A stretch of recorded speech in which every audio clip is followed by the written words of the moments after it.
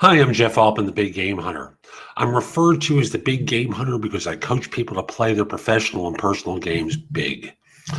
Now, I'm just going to simply say, before you cop an attitude about recruiters, be quiet for a second. They're doing a job, you're doing a job. They're the messenger for employers, and I know you don't like the message. And you castigate all recruiters as being incompetent because they can't find you a job. I got it.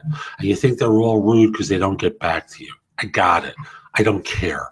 This is about the fact that recruiters fill jobs, and how do you get on their radar screen? So I want to differentiate. There are agents and recruiters.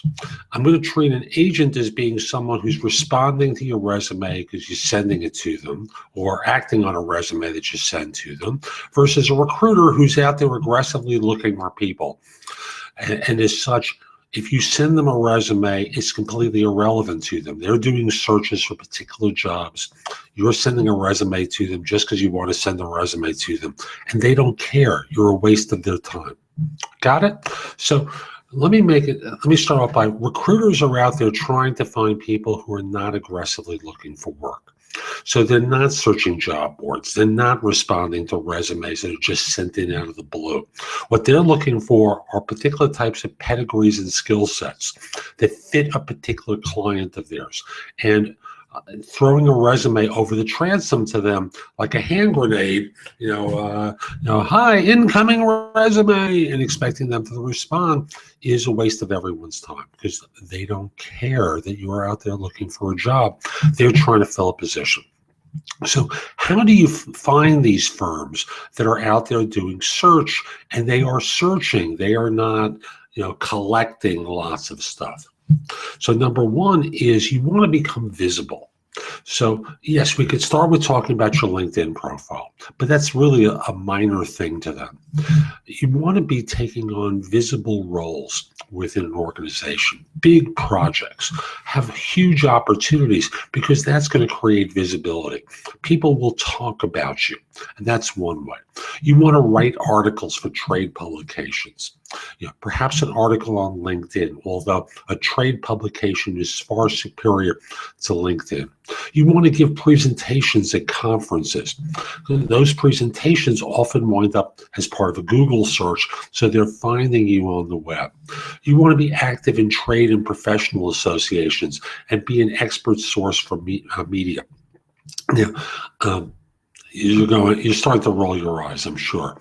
But I'll tell you, media is looking for people that present well, who are knowledgeable in their field. I'll use myself as an example. I've been interviewed, I obviously host podcasts. I do video for YouTube, but that wouldn't be enough. I'm starting to appear on other people's shows, a guest on podcasts. I'm doing radio interviews. I'm writing columns for other publications other than my own blog. So being an expert, how do you do that? You subscribe to a service like HARO, H-A-R-O, that's Help a Reporter Out, as the abbreviation for it. Or perhaps look at a site like radioguestlist.com. They're going to try and upsell you on a premium package, but initially just take a look and see what's available to you as a regular subscriber for free. I want you to be active in your community. Maybe serve as a guest lecturer or an adjunct at a university or community college. Teach a course online. Develop your presence. I mentioned LinkedIn, but don't neglect Twitter and Facebook. There are groups on Facebook, for example, that you can join related to your profession. And again, develop your own website or blog to demonstrate your thought leadership. Make sure it's SEO optimized. Same with your LinkedIn profile. Your LinkedIn profile has to be SEO optimized, which translates into what are the search terms that someone might use to find someone like you. All of this is going to help recruiters find you, so that when they have an opportunity available, there's going to be a knock on the door. I'll skip the knock on the door. I'll just do the visual. a knock on your email door or a phone call to you where they say, hi, I'm so-and-so. I'm doing a search for a client. I'd like to talk with you. Could I get 15 minutes with you?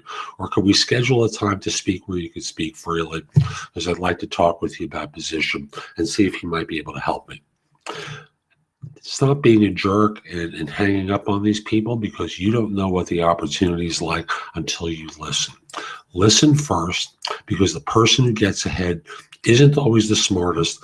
They don't always work the hardest, although those are great qualities to have. People get ahead by being alert to opportunities. Sometimes those are internal to their organization. More often than not, they're external. So keep your eyes and ears open when recruiters reach out to you.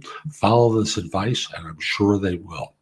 I'm Jeff Altman. Hope you found this helpful. My website is thebiggamehunter.us.